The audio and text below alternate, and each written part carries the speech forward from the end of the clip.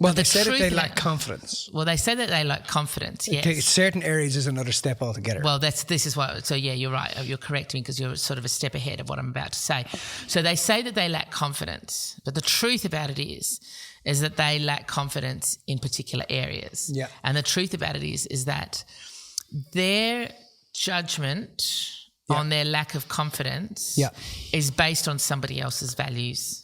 Yes. It's based on how they perceive somebody will see them. So, for example, if let's say they're confident in the area of writing, you know, and somebody else's value is in the area of, playing music. They will say that they lack confidence because they can't play music. But the truth about it is that they're confident in their writing.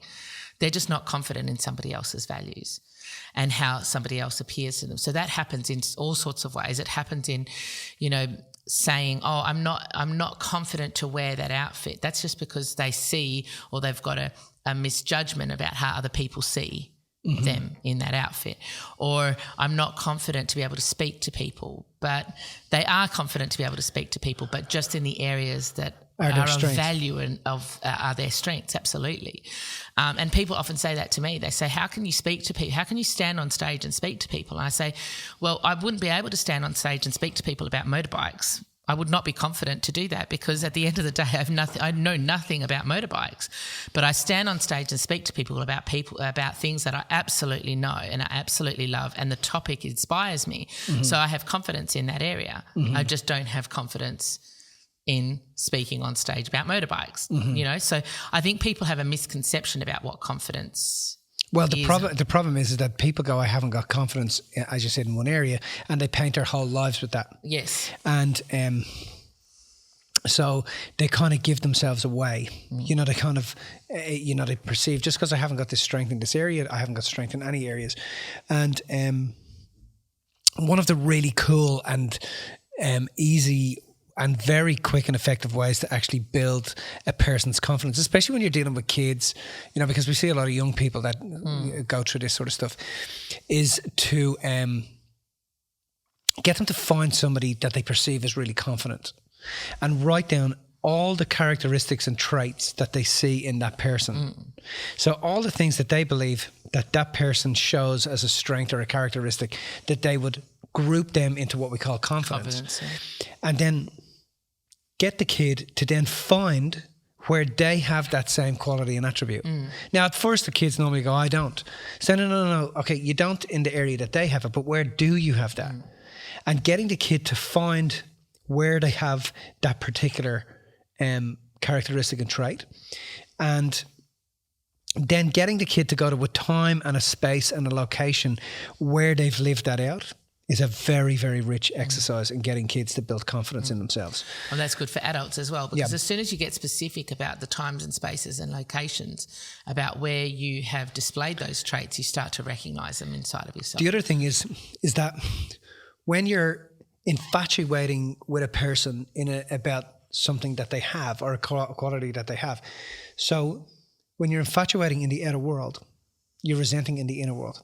So this is why kids get low self-worth, because they resent themselves because they're infatuating with somebody publicly. So when you have a public infatuation, you got a private resentment. So to flip that around, you have to flip the infatuation around inside of the kid or inside of the adult. And to do that, you have to turn their resentment into an infatuation or a blessing. And the way in which you do that, as I said, is to get them to locate the characteristics or traits in the other person, find where they have them, and then go to a time, a space, and a location where they've lived them out. Absolutely. Because this is why kids get depressed and down and, you know, they feel like they're not enough. It's because they haven't seen they've never given any esteem to where they are enough or to the qualities that they bring into the world. And it's important that they find that. That's why it's called self-esteem. You know, because you're esteeming yourself. It's no one else's job to do that.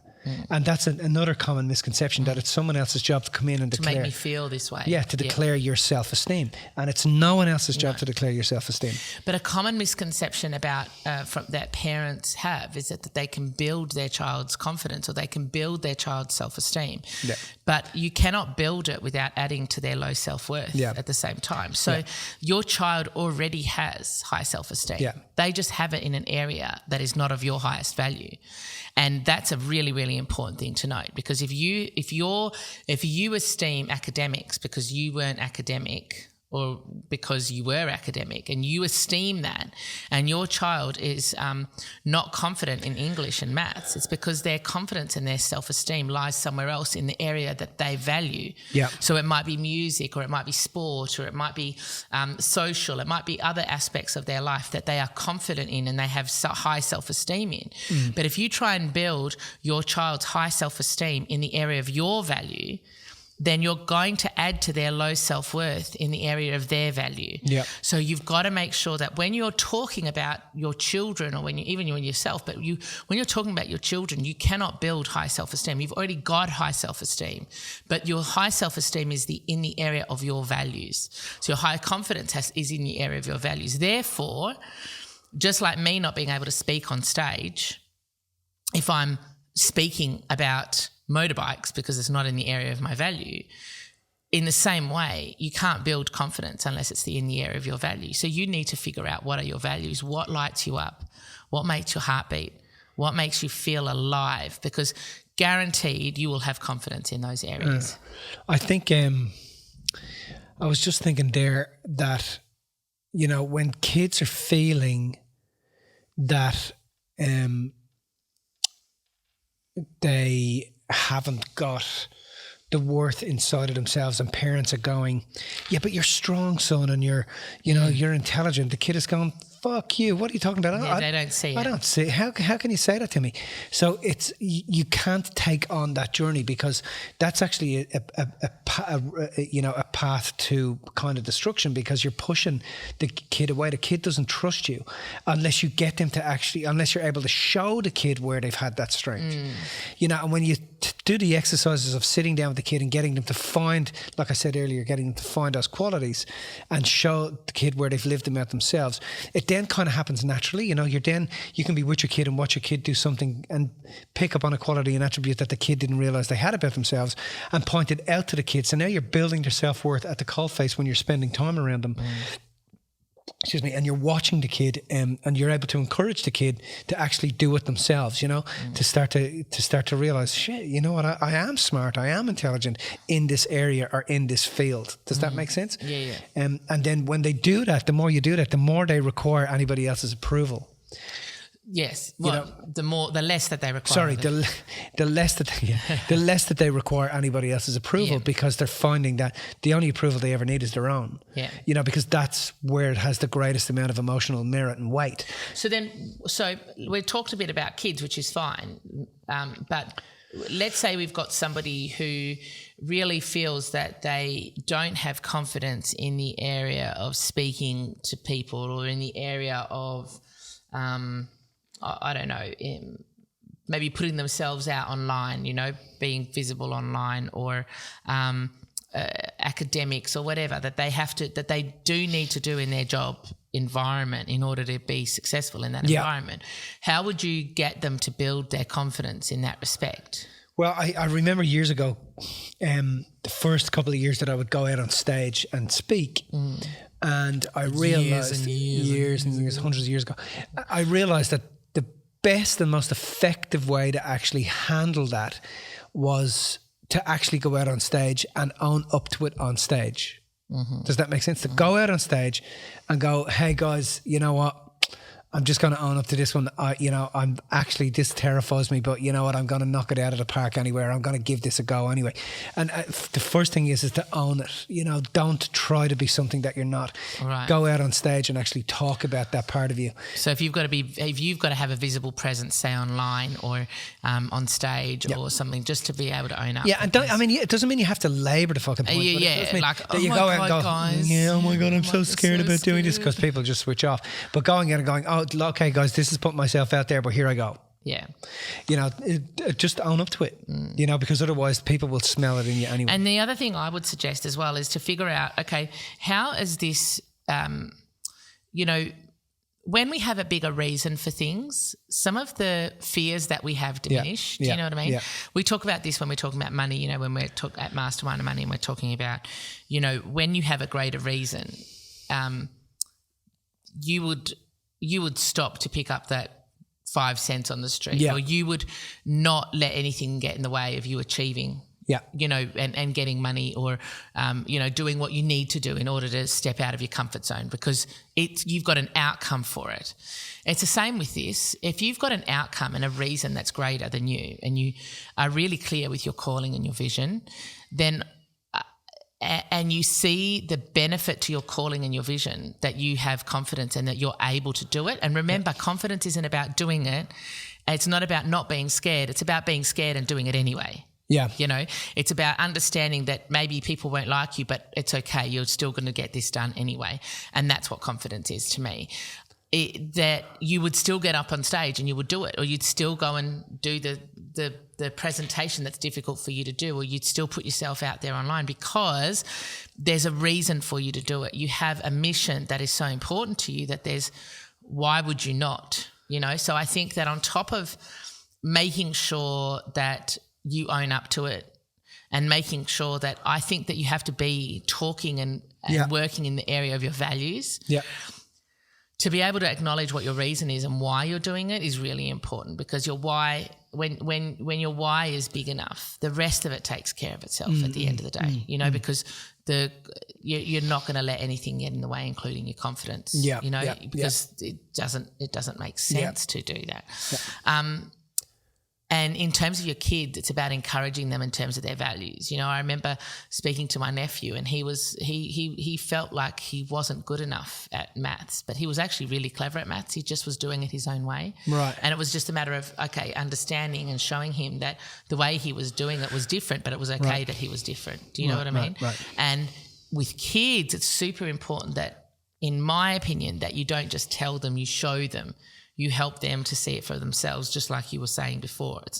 There's no point saying, hey, you did this great, because they don't get that. They have to see it. You've got to encourage them to see it for themselves. Yeah. Yeah. Cool. Okay. I think that's cool. I've loved it. I think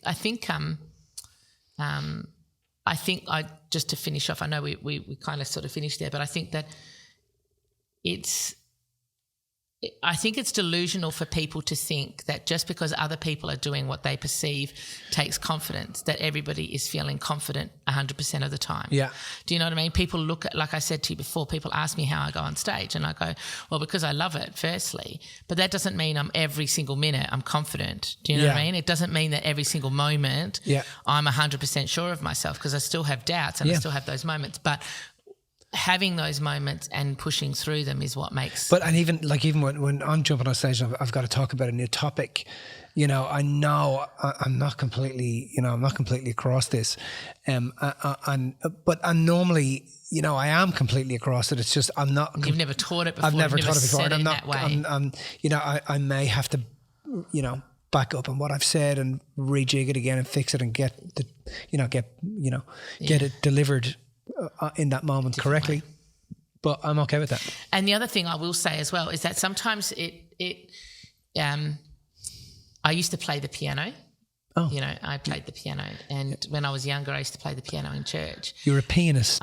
No, not really, but I played the piano, and I remember I would be so devastated that I'd made all these mistakes and I didn't do it right. And then everyone would say how great I was, because nobody notices it. And the reason that nobody noticed it was because I didn't just, in the middle, as soon as I made a mistake, I didn't just stop.